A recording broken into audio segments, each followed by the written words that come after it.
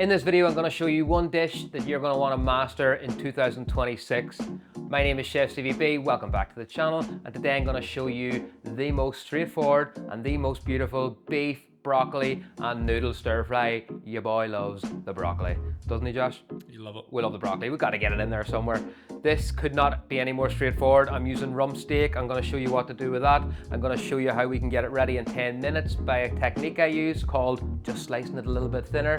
I'm going to make a really nice stir fry sauce. This can go with anything and it's all going to be done in under 10 minutes. I'm going to start by, not this. I'm going to start with the veg because then we are going to keep our board, you know, cross-contamination. We don't do the raw first. We start with the veg, finish with the raw, okay? Basic hygiene, guys, come on. You better know that. What, have you known that? Yeah? Okay.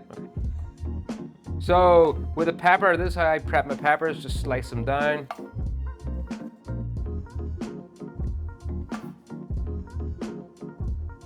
Didn't do that very well, did I? This is waste. This I keep.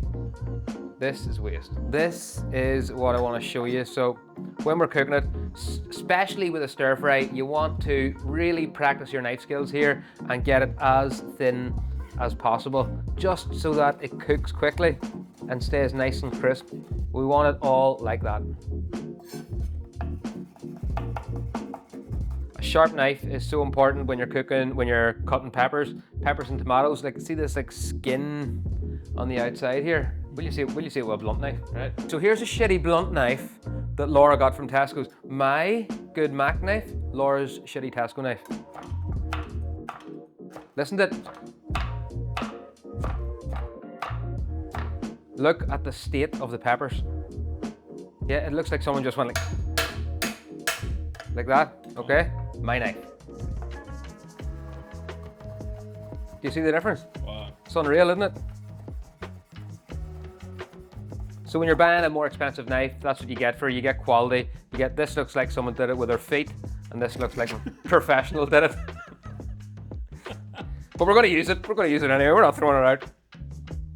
But having a sharp knife, why I was saying that, having a sharp knife helps you work with precision and it helps you work with speed. So I would definitely recommend investing in a good knife and a good steel just to keep the edge on it. Okay, so same with the red onion. Again, I chop it in half. I take out this root. I hate when people prep an onion and don't take out this root. See this bit? There's no need for it. Simple chop. And then just, again, yeah, nice and thin. Should we do a demo with Laura's knife? With the onion? Yeah, go for it. It'll probably be okay. The peppers are a lot harder to cut than onions, but we'll see.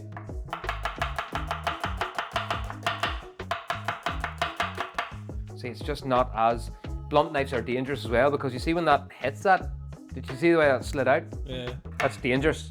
Because It stutters? Yeah, it stutters, exactly. Yeah. And when it stutters, it slides, but the sharp knife just glides right through it. Like, look at the difference. Can you see the difference in the, like, can you see the difference there? Yeah. Like, even the way they look? Yeah.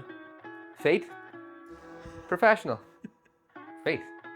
Professional. Tesco's. Professional. Broccoli, I'm going to trim up the broccoli, take off these ends. We don't need to do that knife again. We're over that. You can put whatever veg you like in this. This is what I'm going with, but like, yeah, just whatever's in the fridge. Fresh garlic, nice big beautiful clove. You see when you're buying garlic, by the way, always buy the singles in the shop. You know, you can get packs of 3.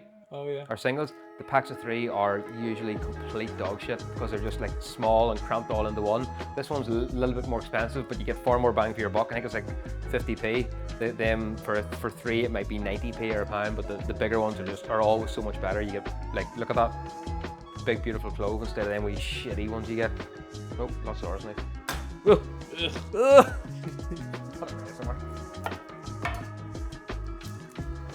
So yeah, 2 cloves of garlic here. I'm gonna slice this garlic really thin. Right, okay, so this is done. Onto the steak. I'm just gonna put this over here. These are all gonna go in the pan at different times. Look at the color, Josh, look at the color, come on, look at the color. Beautiful. Beautiful. So give the board a quick clean. And then we're gonna go on with the steak. This is a rump steak. rump steak is beautiful.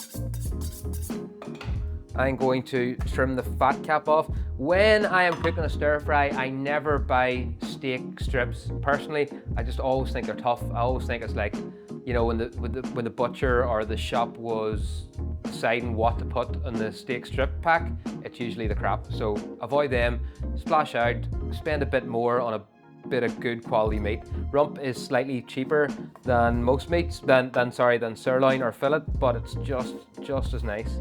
So we're just trimming off that fat cap. And then we are cutting against the grain. Do you know what that means?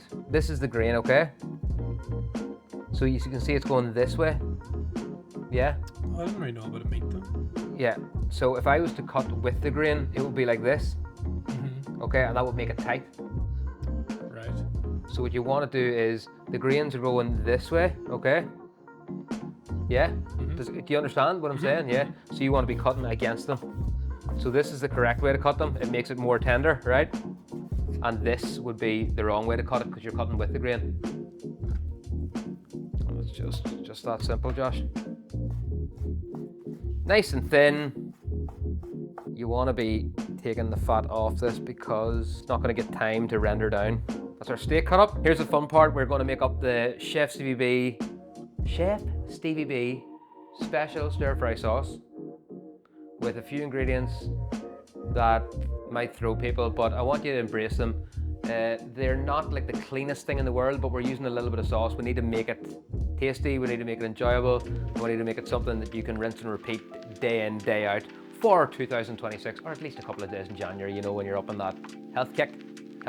So we are starting off with the soy sauce. 2 tablespoons. And then I'm using this thing called oyster sauce. Have you heard of that, Josh? So it's like a thick sort of soy sauce. It's sort of sweet. Have you heard of ketchup mayonnaise? No, you could use that. It's like an Asianly, here, I'll let you see it. You can get this in any supermarkets. I got this in the Chinese supermarket in Belfast, the greatest shop of all time in the Ormer Road, but you can get it in like Tesco's and Sainsbury's. So I'm using it just gives it a bit of depth and body. I'm using 2 tablespoons of that. 1.5, 2. Greatest shop of all time. What, the Chinese cash and carry in Belfast? On the Ormer Road? Yeah. Unreal. Really? Yeah, it's great. Have you ever been to? Man. So I've got my oyster sauce in there, and then I'm gonna go in with one of my favorite ingredients, Sriracha. So that's like 1 big, generous tablespoon of Sriracha. A little bit of honey. You gotta sweeten that bitch up.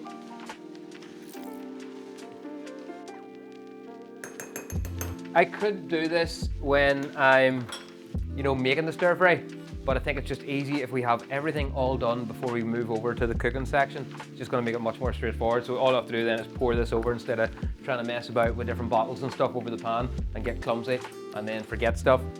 Then this is the secret ingredient. Tell me you know what this is, Josh. Not a clue. What language is it? I knew you were gonna say that. It's Thai. Oh. This is fish sauce, and this is also, this is Thai. This is English. Thai, English. Is that racist? Fish sauce is so strong. Do you want to smell it? Oh, thank you. But it is an absolute weapon. In like traditional French cooking and European cooking, they use anchovies a lot in food, and you don't really know what's in it. It's just used for depth. And this is the Asian alternative, the East alternative to anchovies. They put fish sauce in nearly anything, and it is just so nice. So I'm going to put in about a teaspoon of that in there. You're not going to taste that in the final product. The whole thing is just going to be so savory and so umami and just packed with flavor that you're going to be like, what is in that? And then you smell the fish sauce and you're like, no, it can't be that. It cannot be that. It cannot be that. What is that? That's it. Something. Really? No, you couldn't drink it by itself, but it's lovely. Now, Josh, what are we going to do now? I think I've got red wine vinegar in this too. Yeah. And then just a little tiny bit of red wine vinegar to balance it out. We're going to give that a mix about. Teaspoon. I always pick the worst utensils possible. Like, why didn't I just pick a fork? Teaspoon. But we're going over to cook this now. Now we are over at the stove. The pan is hot. It's ready to go. The water is boiling to cook the noodles in. I'm just gonna pop them in now. They only take about 3 or 4 minutes. I'm gonna get some sesame oil in the pan. Just a little bit of sesame oil. And then we're gonna put our steak in.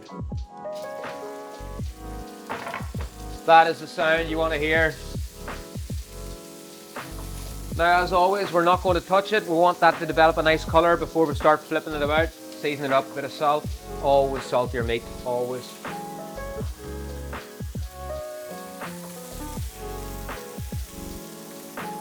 Noodles really don't take long, like you're talking, what did I say, 3 or 4 minutes? Maybe even less, This is the part where you'd be tempted to move it. Don't move it, don't move it. Why? Because we want the color. The color, that there color is what you want. That's called the Maillard reaction, or Maillard reaction. Maillard or Maillard, I don't know how to say it right. And that is when the natural sugars in the beef start to go this color, and that color is where all the flavors are. So it basically, when you see this bit here, it will taste much better than this bit here. Because this is the natural sugars cooking. That's why you want, same principle when you're cooking a steak, you want that nice crust on the outside of it. Does that make sense? Yeah. Noodles are nearly done, and I'm just going to throw the broccoli in there as well. Broccoli's a bit thicker than the other veg, so that just kick starts it really. Now the beef, I'm going to turn it now. See that colour there we got going on? Now I'm going to go in with the garlic first, right? And the reason that I'm putting the garlic in first is because it's going to make everything aromatic. The garlic just needs cooked off a bit. It'll start smelling really, really funky here. Just going to strain off my broccoli now and noodles. Let them steam dry over here. And then we're going in with the peppers and onions. Can you keep up, Josh? Can you keep up? I'm following. Because they're cut really thin, they're going to cook super quickly.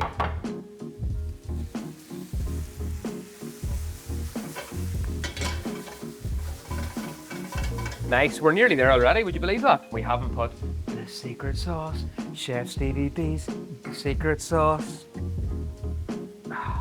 It's rich, strong, punchy, it's got attitude, no messing about, full of flavour, healthy-ish. Right, one more toss. Look at that, Josh. And that is why you cut it thin. Then peppers and onions are cooked already. There's no messing about here. Again, the perfect midweek meal. This could have, if we weren't talking shit, this could have been done in 10 minutes, couldn't have it been? Yeah. In with the noodles and broccoli then. Just gonna set them on top. And then we're going to put in our secret sauce.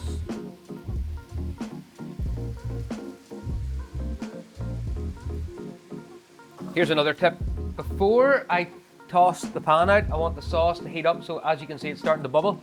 Then I'm going to start tossing the noodles in around it.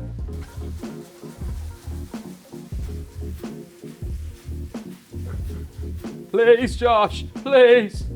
Look at it, look at it, look at it. I could have definitely put in a bit more broccoli there, but we're here now.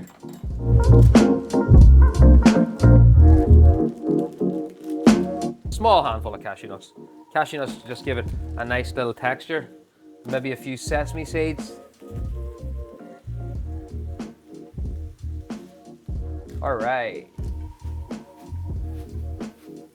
So that is that, ladies and gentlemen. The beef noodle broccoli cashew stir fry is done. There you go, look at that. That was ready in 10 minutes, folks. The beef noodle broccoli red pepper cashew nut stir fry. This is the only meal you need to make, you need to learn in 2026. Let the gains commence. Josh. Do you think you could repeat this dish in 2026? Oh yeah. Oh yeah. Definitely. You see me do it. It really did take 10 minutes. Yeah, I know I've said that loads of times, but it's true. Right, let's go. You go first, sir. Not that you were waiting for the invitation. No, I was about to again anyway. No harm.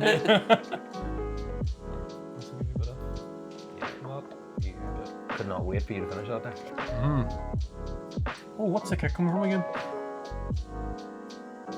The Sriracha maybe? Yeah. The meat's nice. The meat's good. It's not tough, it's nice and... Yeah, it could be argued that it's a bit of a waste cutting up a steak like that, but You know, it's a nice stir fry, isn't it? I cannot get a hold of these noodles, but Yeah, they're packed. come on! Got a bit of broccoli in there. We're really enjoying this. Josh is going to be able to cook this for himself anytime. Thank you for watching. Please like and subscribe. Thank you, Josh, for being you as always. Appreciate you, brother. Love it. And we'll see you in the next one, folks. Thank you. See you later.